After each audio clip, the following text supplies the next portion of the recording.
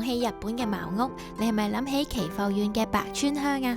其實唔單止白川鄉有呢一類嘅茅屋，當中比較大型嘅茅葺屋聚落有大內宿、白川鄉同埋京都嘅美山町。今日我去嘅行程係福島縣大內宿一日遊，置身於古代嘅宿場，感受江戶時代嘅氛圍，品嘗當地美食10年餅同埋negi soba用葱嚟食嘅蕎麥麵，仲會途經全日本唯一一個茅屋車站。今次除咗介紹行程之外，亦都會分享實用嘅旅遊日語，包括搭車同埋點餐嘅日文。中意去日本旅行又想學日文嘅你，記得即刻 subscribe 呢個 channel 啦。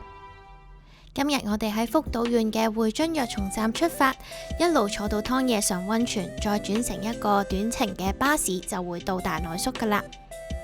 不過咧，車飛方面就比較複雜啦，記得要買2張券，一張呢就係860N 嘅 JR 券，另一張呢就係大內宿共通國印切符。割引就係 discount， 切符就係車票。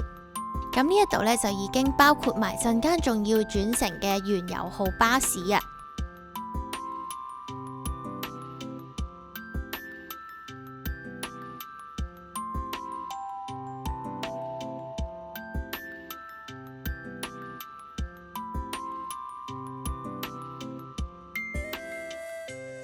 嚟到湯野上溫泉站啦，佢係日本國內唯一一個茅屋嘅車站嚟嘅，而且櫻花季節呢，仲有櫻花喺嗰個鐵路嘅旁邊，真係非常之靚啊！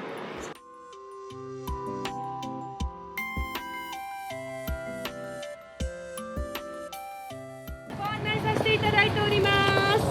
ご予約の方、お名前お願いします。ご予約されてますか？いえ。フリーの方ですね。はい、じゃあすいません、チケット見せてください。バスの分だけチケットいただきますね。フリーの状態になるので、札のないところで座ってください。帰りのバス停はここです。向かい側です。松宮さん、これを目印にバス停に戻ってきてください。では間もなく発車です。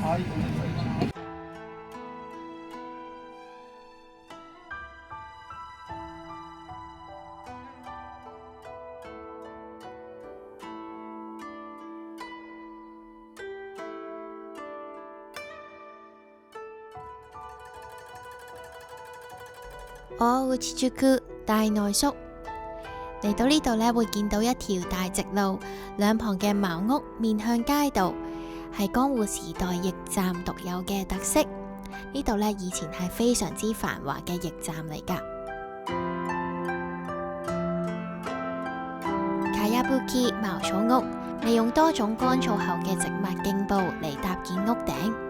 雖然望起上嚟好似一樣，但係其實呢，白川鄉同埋大內宿嘅建築方式屋の形係唔同嘅。白川鄉嘅建築方式係合掌造り，好似合埋嘅手掌咁樣。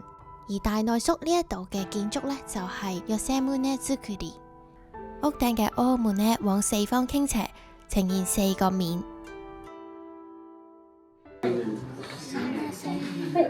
ネギそばネギそばが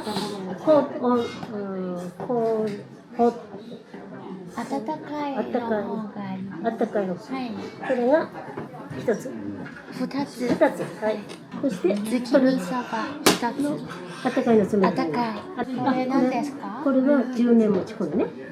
10年だけ1つ。はい。あんこ1つ。はい。ありがとうございます。はい、お待ちください。呢個紅豆，呢個就係咩紫蘇，幾得意。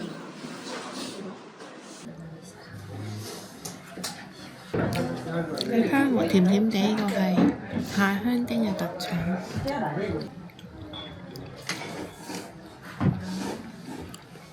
紅豆都好食，跟住係呢個重頭戲，用京葱嚟食麵，點樣食啊？係咪好難食？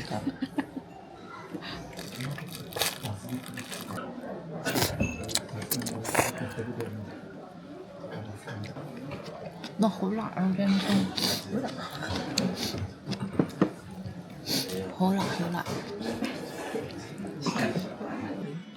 有得買翻去食，跟住仲有啲小物品，好壞㗎。阿卡貝克啊！啱啱吹係咪啲風啊？吹到佢咁。我有好多金絲毛巾啊！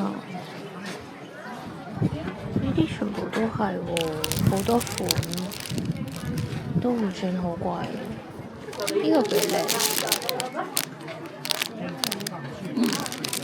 呢啲都靚。お願いします。頭先我哋買咗呢個阿卡貝克係回樽嘅吉祥物，同埋問咗佢呢話呢個係不倒翁，係都係回樽嘅嘢嚟嘅，叫做おきあがりこぼし，好得意。今日好似有市集啊，我入去睇下。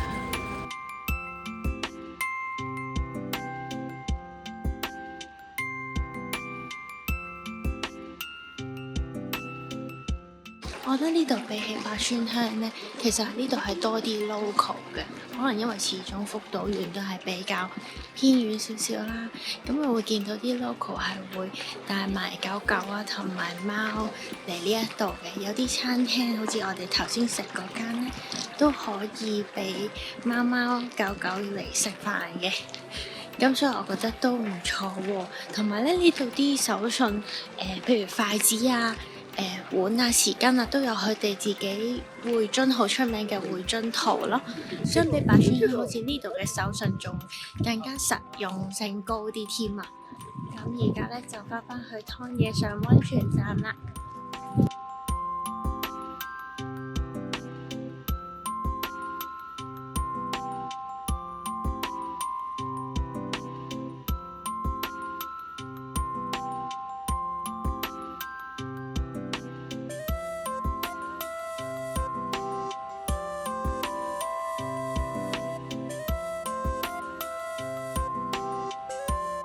希望大家都會中意今次嘅片啦！如果有興趣睇呢個旅遊日語 vlog 嘅話呢，可以睇下我嘅旅遊片啦，以及河口湖西湖里根場，佢都係一個茅屋村嚟噶。未 subscribe 嘅記得 subscribe，唔好錯過新嘅影片啦。係咁，我哋下次見，麥丹呢。